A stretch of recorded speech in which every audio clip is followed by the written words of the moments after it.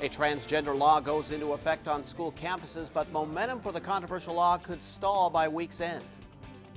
It's going to be big shoes to fill. Big shoes to fill. A school superintendent calls it a career, while replacing the man will not be an easy task. And authorities widen the search for a missing McFarland man.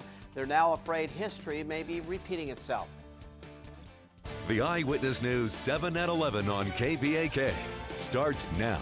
The superintendent of the Kern High School District makes an unexpected announcement tonight. He is stepping down. Don Carter has decided to hang it up, to the surprise of many, after spending the last 10 years in his position in the state's biggest high school district. The last 5 years have been very tumultuous. The funding to the state of California has been cut tremendously, but thanks to some wonderful people, some wonderful employees, we've been able to weather that storm. Eyewitness News reporter Jose Gaspar has more of the surprise developments later in the newscast. A man stabbed tonight in what police say was a possible robbery. Officers say the 37-year-old victim stabbed in the abdomen outside a store in the 800 block of East California Avenue tonight. He was transported to a hospital with major injuries. No arrest made yet. There's no information on any suspects. A Bakersfield teen accused of a hate crime at San Jose State pleading not guilty in court today. Prosecutors say 18-year-old Jordan Bieshler and 3 other white freshmen accused of harassing their black roommate last semester. They allegedly used racial slurs, hung Nazi paraphernalia in the campus housing unit, and put a bike lock around the student's neck and blocked him inside his room.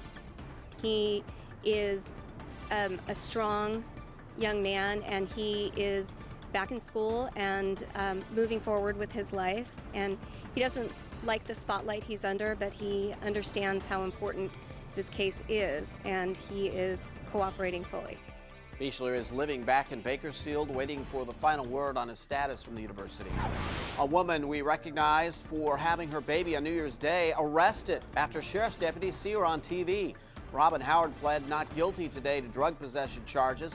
Her attorney says Howard had already been in custody in the Baby and Me program with an ankle monitor when an old arrest warrant surfaced. She was arrested 2 days after delivering her baby. She's being held on $25,000 bail. Sheriff's investigators looking into a murder in southwest Bakersfield. They say 23-year-old Javier Miras was shot early Sunday morning at a home on Griffith Street. He died at Kern Medical Center. The investigation revealing Miras was involved in a fight just before he was shot. If you have any information, call Secret Witness 322-4040.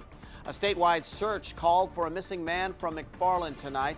A silver alert issued for 83-year-old Bartolo Rodriguez. Reportedly suffers from Alzheimer's disease and has been missing since Friday.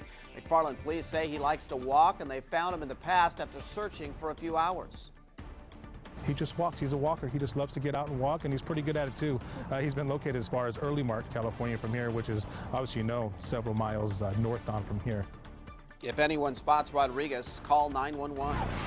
Coroner's office officially identifying the body pulled from an Oildale canal last month as 54-year-old William Julian. His family had previously confirmed the body found on December 27th was his. The coroner's investigators waiting for more tests before releasing his identity. Investigators say it could take several more weeks to determine how Julian died.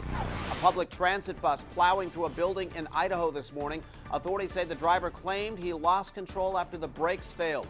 Police say the bus hit several trees and a power pole before crashing into the building and was left dangling over an underground parking garage. No one seriously hurt. The driver on paid administrative leave while authorities investigate. Mixed martial arts fighter Joseph Torres fought off 4 men who tried to break into his home on New Year's Day. Police say Torres, seen here wearing the yellow shorts, killed 1 man and another had to be hospitalized. The altercation apparently stemmed from an incident on New Year's Eve. Torres was home with his son, his fiancée, and his fiancée's sister at the time. 3 suspects arrested face numerous charges. The FBI making an arrest in connection with a fire set at the Chinese consulate in San Francisco. According to the consulate, surveillance footage showed someone pouring 2 buckets of gasoline on the consulate's front door last week before setting the door afire. Firefighters were able to put out the flames. No one hurt. 1 person killed, 10 others hurt after a fire breaks out on the 27th floor of a New York City high-rise. Hundreds of residents displaced following yesterday's blaze. Firefighters managed to contain the flames to 1 apartment, but a woman died after being trapped in a stairwell. Smoke, it was like painful to your throat, and you couldn't see anything walking down the stairway, and it kept on getting worse as you went down. I was really scared. I didn't God knows I can make it. Several residents and some firefighters suffered minor injuries, mainly smoke inhalation. Unclear what caused the fire. A woman's run-in with a bull sent her flying literally into the stands. Check this out. At a bullfighting festival in Costa Rica, a spectator captured the video of the incident where you can see the bull lock in on the woman, charge, and use its horns to toss her into the crowd. Fortunately, the woman did survive after having to be transported to the hospital. She later said she was terrified but was able to laugh about it. The Department of Education awarding a $1.9 million grant to Newtown Public Schools in Connecticut. Money will go towards helping the district recover from the Sandy Hook Elementary School shooting.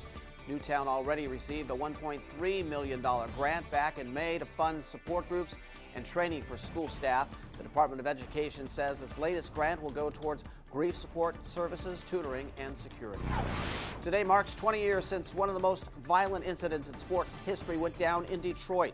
Figure skater Nancy Kerrigan smacked in the knee by a friend of the ex-husband of her rival Tanya Harding. Kerrigan won the silver medal in 1994 in the Olympics, then retired. Harding's ex-husband and several others pleaded guilty to the attack. Mike? Wow, I remember that. 20 years. Unbelievable. All right now it's 47 degrees outside as we are trying to be like winter here. The only thing really winteresque is the bad air quality currently at 213. Not particularly cold compared to other places in the country. You can see the air quality alert continues for one more day, and then things will begin to look a little bit better after that.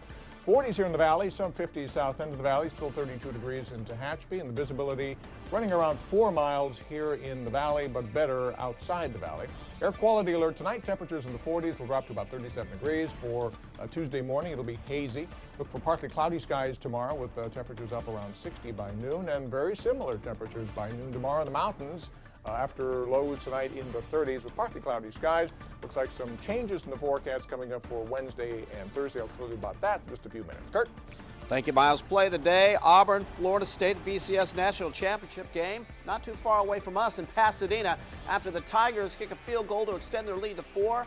FSU's Levante Whitfield takes the kickoff and goes 100 yards down the sideline, untouched for the go-ahead TD. There he goes into the goal line. Check it out again as Whitfield lifts his team when they needed it most. Takes the kickoff back to the house. Florida State, the Seminoles, going to win it in a thrilling fashion, 27-24 for the National College Football Championship. More sports with Greg still ahead. Stalling change with students back at school. A controversial transgender law back in the spotlight. Why the debate may still not be over. And off track, a historic local toy train stolen right from the hearts of pediatric patients. How this has derailed a local hospital's plans.